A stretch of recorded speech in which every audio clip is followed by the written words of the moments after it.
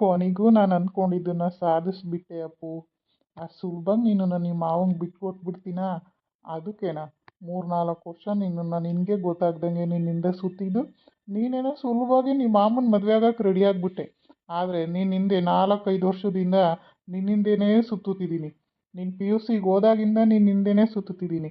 ಆದರೆ ಯಾವತ್ತೂ ನಿನ್ನ ಮುಂದೆ ಬರೋ ಧೈರ್ಯ ಮಾತ್ರ ಮಾಡಿರಲಿಲ್ಲ.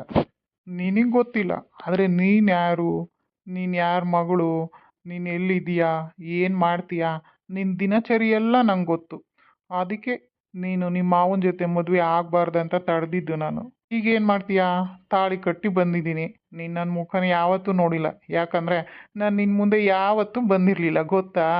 ಈಗ ನೀನು ನನ್ನನ್ನೇ ಹುಡ್ಕಾಡ್ತಿರ್ಬೇಕು. ಹುಡ್ಕಾಡ್ತಿದ್ಯಾ ಅಂತಲೂ ಗೊತ್ತು. ನೀನು ಏನು ಮಾಡ್ತಿದ್ಯಾ, ನಿನ್ನ ಆಕ್ಟಿವಿಟಿ ಏನು, ಬೆಳಿಗ್ಗೆ ಎದ್ದಾಗಿಂದ ಸಾಯಂಕಾಲದವರೆಗೂ ಎಲ್ಲಿ ಹೋಗ್ತೀಯಾ, ಏನು ಮಾಡ್ತೀಯಾ, ಯಾರ ಜೊತೆ ಮಾತಾಡ್ತೀಯಾ, ಎಲ್ಲ ಅಪ್ಡೇಟು ಈ ಅರುಣ್ ಹತ್ರ ಬಂದೇ ಬರ್ತುತ್ತೆ. ಬರಲೇಬೇಕು, ಯಾಕಂದರೆ ನಿನ್ನ ಹಿಂದೆ ಬಿಟ್ಟಿದ್ದೀನಲ್ಲ, ಅವ್ರು ನನಗೆಲ್ಲ ಅಪ್ಡೇಟ್ಸ್ನ ಕೊಡ್ತಾನೇ ಇರ್ತಾರೆ. ಈಗ ಹಾಸ್ಟೆಲಿಗೆ ಬಂದಿದೆಯಾ, ಹಾಸ್ಟೆಲಲ್ಲಿ ಇದೆಯಾ, ನನಗೆಲ್ಲ ಗೊತ್ತು. ಏನು ಮಾಡ್ತೀಯಾ, ಎಲ್ಲಿ ಹೋಗ್ತೀಯಾ, ಎಲ್ಲ ತಿಳ್ಕೊತಾನೆ. ತಾಳಿ ಕಟ್ಬಿಟ್ಟು ಇಲ್ಲಿ ಬಂದು ಕೆನಡಾದಲ್ಲಿ ಕೂತಿದ್ದೀನಿ ಅಂತ ಅನ್ಕೋತಿದ್ಯಾ? ನಾನು ಎಮ್ ಎಸ್ ಮಾಡಬೇಕು, ಅದು ನನ್ನ ಆಸೆ. ಅದಕ್ಕೆ ಎಮ್ ಎಸ್ ಮಾಡೋಕ್ಕೆ ಇಲ್ಲಿ ಬಂದಿದ್ದೀನಿ. ಹಾಗಂತ ನಿನಗೆ ತಾಳಿ ಕಟ್ಟಿ ಬಂದಿದ್ದು ಒಂದೇ ಒಂದು ಉದ್ದೇಶಕ್ಕೆ, ಎಲ್ಲಿ ನಿಮ್ಮ ಮಾವನ ಮದುವೆ ಆಗ್ತೀಯೋ ಅಂತ. ಈಗ ನೀನು ಅದ್ರ ಬಗ್ಗೆ ಯೋಚನೆನೇ ಮಾಡಲ್ಲ. ನಿಮ್ಮ ಮಾವನು ನಿನ್ನ ತಂಗಿ ಜೊತೆ ಮದುವೆ ಆಗಿ ಆರಾಮಾಗಿರ್ತಾನೆ ಬಿಡು. ನೀನು ಯಾಕೋ ಮಾಡ್ತಿರೋದು ನನಗೆ ಸರಿ ಕಾಣಲಿಲ್ಲ ಅರುಣ್. ಇಲ್ಲ ಕಣೋ, ನಾನು ಸರಿಗೆ ಮಾಡ್ತಿದ್ದೀನಿ. ನಿನಗೂ ಗೊತ್ತಲ್ವಾ, ನೀನು ನನ್ನ ಜೊತೆನೇ ಓದಿ ಬೆಳೆದು ನನ್ನ ಜೊತೆನೇ ಸುತ್ತಾಡಿ ಈಗ ನನ್ನ ಜೊತೆನೇ ಎಮ್ ಎಸ್ ಮಾಡೋಕ್ಕೆ ಇಲ್ಲಿವರೆಗೂ ಬಂದಿದ್ಯಾ.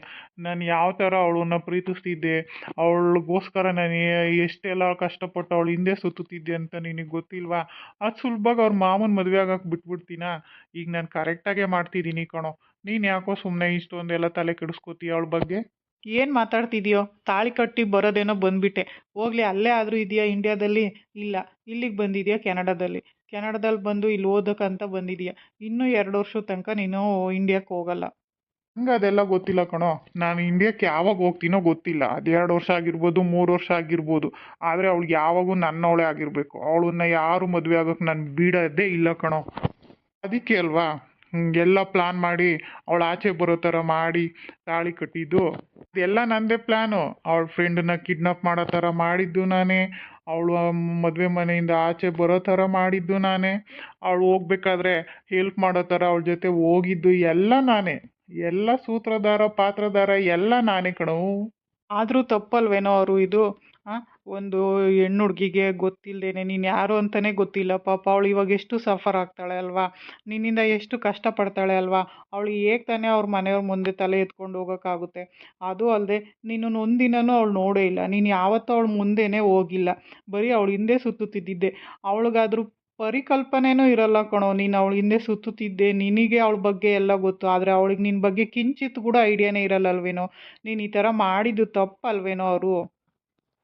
ಅದೆಲ್ಲ ನಂಗೆ ಗೊತ್ತಿಲ್ಲ ಕಣೋ ಸಾತು. ನನಗೇನು, ನನಗೆ ಅವಳು ನನ್ನವಳಾಗೇ ಇರಬೇಕು. ಅದು ಸ್ವಾರ್ಥಿ ಅಂತ ಅನ್ಕೋ ಅನ್ಕೋ, ಏನಾದರೂ ಅನ್ಕೋ, ಒಟ್ಟಲ್ಲಿ ಅವಳು ನನ್ನವಳಾಗಿರಬೇಕು, ನನಗೆ ಸಿಗಬೇಕು, ನಾನೇ ಮದುವೆ ಆಗಿರಬೇಕು, ಬೇರೆ ಇನ್ಯಾರಿಗೂ ಸಿಗಬಾರ್ದು. ಅದೊಂದೇ ನನ್ನ ಉದ್ದೇಶ.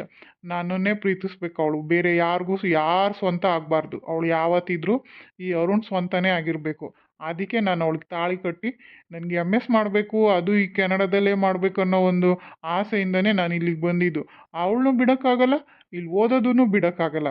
ಅದಕ್ಕೆ ತಾಳಿ ಕಟ್ಟದೇ ಬಂದಿದ್ದು ಫ್ಲೈಟ್ ಹತ್ಕೊಂಡು ಈಚೆ ಕಡೆ. ಬರೀ ನೀನು ನಿನ್ನ ಕಡೆಯಿಂದನೇ, ನಿನ್ನ ಸ್ವಾರ್ಥದಿಂದನೇ ಯೋಚನೆ ಮಾಡ್ತೀಯ ಕಣೋ. ಅವಳ ಪರಿಸ್ಥಿತಿನೂ ಅರ್ಥ ಮಾಡ್ಕೋಬೇಕಲ್ವಾ? ಒಂದು ಹೆಣ್ಣಿನ ಮನಸ್ಥಿತಿ ಈ ಥರ ತಾಳಿ ಕಟ್ಟಿ ಯಾರು ಗೊತ್ತು ಗುರು ಇಲ್ಲದೆ ಇರೋರು ತಾಳಿ ಕಟ್ಟಿ ಬಂದರೆ ಆ ಹುಡುಗಿ ಮನಸ್ಥಿತಿ ಹೇಗಿರುತ್ತೆ? ಒಂದು ವೇಳೆ ಏನಾದರೂ ಮಾಡಿಕೊಂಡ್ರೆ? ನೀನೇನೋ ಇಷ್ಟೊಂದೆಲ್ಲ ಎದುರಿಸ್ತೀಯಲ್ಲ, ನೀನು ಈ ಥರ ಎಲ್ಲ ಎದುರಿಸ್ಬೇಡಪ್ಪ. ನಂಗೆ ತುಂಬ ಭಯ ಆಗುತ್ತೆ ಕಣೋ. ಆ ಥರ ಮೆಂಟಾಲಿಟಿ ಎಲ್ಲ ಸೂಸೈಡ್ ಮಾಡ್ಕೊಳಕ್ಕೆಲ್ಲ ಹೋಗಲ್ಲ. ನೀನು ಸುಮ್ಮನೆ ನನ್ನನ್ನು ಎದುರಿಸ್ಬೇಡ. ನಾ ಎಷ್ಟು ಲವ್ ಮಾಡ್ತಿದ್ದೀನಿ ಅಂತ ನಿನಗೆ ಚೆನ್ನಾಗಿ ಗೊತ್ತು. ಆದ್ರೂ ನೀನು ಈ ಥರ ಎಲ್ಲ ನನ್ನನ್ನು ಎದುರಿಸೋಕೆ ನೋಡಿದ್ರೆ ಅಷ್ಟೇ ನೋಡು, ನಾನು ಸುಮ್ಮನೆ ಇರೋಲ್ಲ. ಏನೂ ಆಗಬಾರ್ದು ಅಂತಲೇ ತಾನೆ ಹಿಂದೆ ಒಬ್ಬರನ್ನ ಬಿಟ್ಟು ಅವಳನ್ನ ವಾಚ್ ಮಾಡ್ತಿರೋದು. ಅವಳು ಪ್ರತಿಯೊಂದು ಮೂಮೆಂಟ್ಸು ಗೊತ್ತಾಗೋ ಥರ ಅವಳು ತಿಳ್ಕೊತಿರೋದು ನಾನು. ನೀನು ಈ ಥರ ಎಲ್ಲ ಮಾಡಬೇಡ. ಅವಳು ಚೆನ್ನಾಗೇ ಇದ್ದಾಳೆ ಹಾಸ್ಟೆಲಲ್ಲಿ. ಬಾ ರೂಮಿಗೆ ಹೋಗೋಣ. ನೀನು ಇಲ್ಲದೆ ಇರೋದೆಲ್ಲ ಹೇಳಿ ನನ್ನ ತಲೆ ತಿನ್ನಬೇಡ. ಇವತ್ತು ತುಂಬ ಖುಷಿಯಾಗಿದ್ದೀನಿ. ನಾನು 5-6 ವರ್ಷದ ನನ್ನ ಪ್ರೀತಿ ಇವತ್ತು ನನಗೆ ಕೈಗೆ ಸಿಕ್ತಲ್ಲ ಅಂತ ಎಷ್ಟು ಖುಷಿ ಪಡ್ತಿದ್ದೀನಿ. ನೀನು ಬಂದು ಎಲ್ಲ ಏನೇನೋ ಹೇಳ್ತೀಯಲ್ಲೋ. ಆದರೂ ನನಗೆ ಯಾಕೋ ಇದು ಸರಿ ಕಾಣಲಿಲ್ಲ ಕಣೋ, ತಪ್ಪಲ್ವೇನೋ? ಏನು ನೀನು ಸುಮ್ಮನೆ ಇರೋ, ಆವಾಗಿಂದ ತಪ್ಪು ತಪ್ಪು ತಪ್ಪು ಅಂತ ಹೇಳಿ ನನ್ನ ತಲೆ ತಿನ್ನಬೇಡ. ತಪ್ಪೋ ಒಪ್ಪೋ ಅದು ನಂಗೆ ಗೊತ್ತಿಲ್ಲ. ನನಗೇನೋ ಅವಳು ನನ್ನವಳಾಗಿರಬೇಕು, ನನ್ಗೆ ಯಾವತ್ತೂ ನನಗೆ ಸ್ವಂತವಾಗಿರಬೇಕು. ಬೇರೆ ಯಾರು ತಾಳಿ ಕಟ್ಟಿದ್ರು ನಂಗೆ ಇಷ್ಟ ಆಗಲ್ಲ. ಅದಕ್ಕೆ ಅಲ್ವಾ ಅವ್ರ ಮಾಮನ ಮದುವೆ ಆಗ್ತಾಳೆ, ಎಷ್ಟು ಖುಷಿಯಾಗಿದ್ದಾಳೆ. ಅವಳ ಮುಖದಲ್ಲಿ ನೋಡಬೇಕಿತ್ತು, ಅವ್ರ ಮಾಮನ ಮದುವೆ ಆಗ್ತೀನಿ ಅಂತ ಎಷ್ಟು ಸಂತೋಷವಾಗಿದ್ಲೋ. ಅವಾಗ ನೋಡಿದ್ರೆ ನನಗೆ ಹಂಗೇನೆ ಕೊರಳಲ್ಲಿ ಬೆಂಕಿ ಬಿದ್ದಂಗೆ ಆಗ್ತಿತ್ತು ಗೊತ್ತಾ. ಯಾವಷ್ಟೊತ್ತಿಗೆ ಅವಳ ಮದುವೆಗೆ ಹಾಳು ಮಾಡ್ತೀನೋ ಅಂತ ಅನ್ನಿಸ್ತಿತ್ತು. ಆದರೆ ಅದು ನಾನು ಕೆಡಿಸ್ದೆ ಅನ್ನೋ ಥರ ಇರಬಾರ್ದು, ಮದುವೆನ ಹಾಳು ಮಾಡಿದೆ ಅಂತ. ಅದಾಗಿ ಅವಳು ಹೊರಗೆ ಬರಬೇಕು ಅಂತಲ್ವಾ ಇಷ್ಟೆಲ್ಲ ಪ್ಲಾನ್ ಮಾಡಿ ಅವಳಿಗೆ ತಾಳಿ ಕಟ್ಟಿ ಬಂದಿದ್ದು. ನೀನೆಷ್ಟು ಈಸಿಯಾಗಿ ಸಿಂಪಲ್ಲಾಗಿ ಹೇಳ್ತಿದೆಯಲ್ಲೋ, ಜಸ್ಟ್ ಒಂದು ಮಾತು ಅನ್ನೋ ಥರ ಹೇಳ್ತಿದೆಯಲ್ಲ. ಇದು ಒಂದು ಲೈಫು ಕಣೋ, ಅವ್ರಿಗೂ ಅರ್ಪಿತಾ ಅವ್ರಿಗೂ ಒಂದು ಲೈಫ್ ಇದೆ. ಬರೀ ನಿನ್ನ ಇಷ್ಟ ಕಷ್ಟಗಳ ಬಗ್ಗೆ ನಿನ್ನ ಇಷ್ಟಾನುಸಾರ ಹೋಗಿ ಅವರು ಅರ್ಪಿತಾ ಅವ್ರಿಗೆ ತಾಳಿ ಕಟ್ಟಿ ಬಂದಲ್ಲ. ಅವ್ರಿಗೂ ಇಷ್ಟ, ಅವ್ರಿಗೂ ಒಂದು ಮನಸ್ಸಿದೆ, ಅವರು ನಿನ್ನನ್ನು ಪ್ರೀತಿಸಬೇಕು, ಅವ್ರಿಗೂ ಅವ್ರ ಇಷ್ಟ ಕಷ್ಟಗಳಿಗೆ ಬೆಲೆ ಕೊಡಬೇಕು ಅನ್ನೋದು ನಿನ್ಗೆ ಒಂದು ಸ್ವಲ್ಪನಾದರೂ ಗೊತ್ತಾಗ್ತಿದೆಯಾ ಅವರು? ಅವಳು ಇಷ್ಟ ಕಷ್ಟ ತಗೊಂಡು ನಾನೇನೋ ಮಾಡಬೇಕು. ನಾನು ಲವ್ ಮಾಡಿದ್ದೀನಲ್ವಾ, 5 ವರ್ಷದಿಂದ ಸಿನ್ಸಿಯರಾಗಿ ಲವ್ ಮಾಡಿದ್ದೀನಿ, ಅವಳನ್ನೇ ಪ್ರೀತಿಸ್ತಿದ್ದೀನಿ. ಅವಳು ನನ್ನವಳಾಗಿರ್ಬೇಕಲ್ವಾ. ಅವರು ನೀನು ಯಾವ ಥರ ಮಾತಾಡ್ತಿದ್ದೀಯ ಅಂತಲೇ ನನಗೊಂದು ಅರ್ಥ ಆಗ್ತಿಲ್ಲ ಕಣೋ ಅರುಣ. ನಿನ್ಗೆ ಹೇಳ್ಬೇಕಂದ್ರೇ ನನಗೆ ತಲೆನೋವಾಗ್ತಿದೆ. ಬರೀ ನಿನ್ನ ವೇಯಿಂದನೇ ನೀನು ಥಿಂಕ್ ಮಾಡ್ತಿದ್ದೀಯಾ?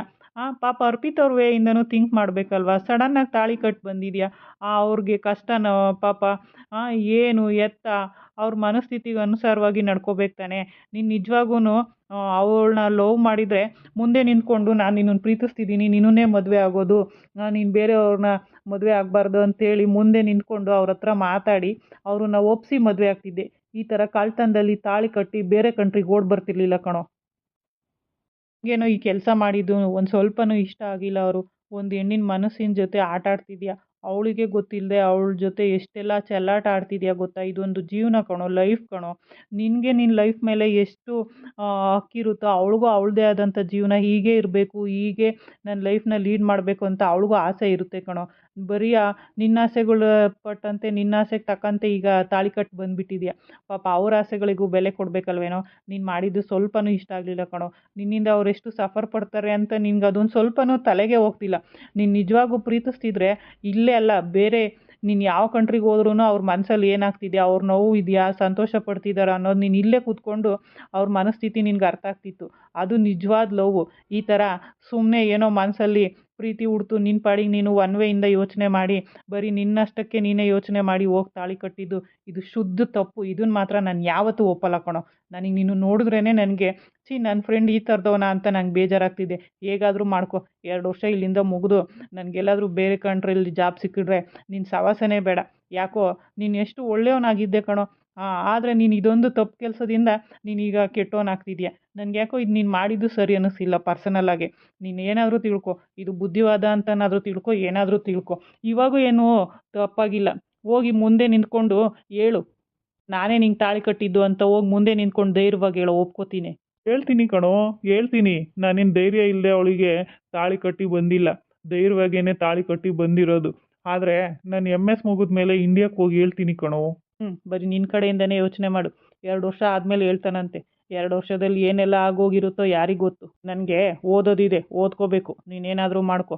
ನಿನ್ಗೆ ಹೆಂಗಿದ್ರು ಕನಸಲ್ಲಿ ತೇಲೋದು ಇಷ್ಟನೇ ಅಲ್ವಾ. ನೀನು ಅವ್ರ ಕನಸಲ್ಲೇ ತೇಲ್ಕೊಂಡಿರು, ನನಗೆ ಸ್ವಲ್ಪ ಕೆಲಸ ಇದೆ. ನೀನು ಹೇಳೋದು ನನಗೂ ಅರ್ಥ ಆಗ್ತಿದೆ ಕಣೋ ತರು. ಆದರೆ ಅವಳ ವಿಚಾರಕ್ಕೆ ಬಂದಾಗ ನಾನು ಸ್ವಲ್ಪ ಸ್ವಾರ್ಥವಾಗೇ ಯೋಚನೆ ಮಾಡ್ತೀನಿ. ಅವಳಿಗೆ ಇಷ್ಟ ಕಷ್ಟ ಅದು ಯಾವುದು ನನಗೆ ಲೆಕ್ಕಕ್ಕೆ ಬರೋಲ್ಲ. ಅವಳು ನನ್ನ ಇಷ್ಟಂತೆಯೇ ಇರಬೇಕು, ಯಾವಾಗೂ ನನ್ನನ್ನೇ ಪ್ರೀತಿಸಬೇಕು, ನಾನು ಲವ್ ಮಾಡ್ತಿದ್ದೀನಲ್ವ ನನಗೆ ದಕ್ಕಬೇಕನ್ನೋ ಸ್ವಾರ್ಥ ಅದು. ನೀನೇನಾದರೂ ಅನ್ಕೋ, ಅವಳು ಯಾವತ್ತಿದ್ಲು ನನ್ನವಳೆ.